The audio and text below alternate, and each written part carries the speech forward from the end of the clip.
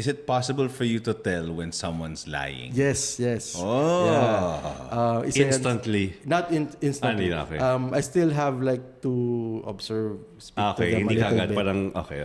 To know what are their tells. Kasi we have different yeses and nos Yeah.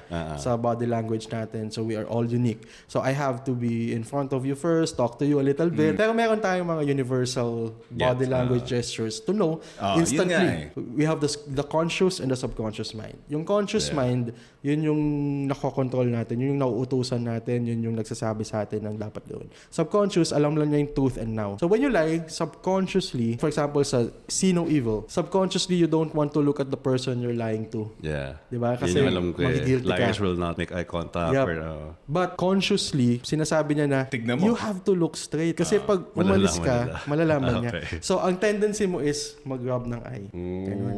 So, mag-rub siya ng eye kasi sinasabi ng subconscious mind niya, wag mong tignan ba yung conscious mind niya? Balikan mo. Yun yung see no evil. Hear no evil naman, ganun din. You don't want to hear your own words na lumalabas, yung mga lies mo, ayaw mong marinig. So, yung tendency mo is to scratch your ear. Speak no evil naman, your tendency mo is to cover your mouth. Like, alam mo kahapon, pumunta ako sa grocery. Yan, yung mga ganun. okay. Alam mo, mahal na mahal kita.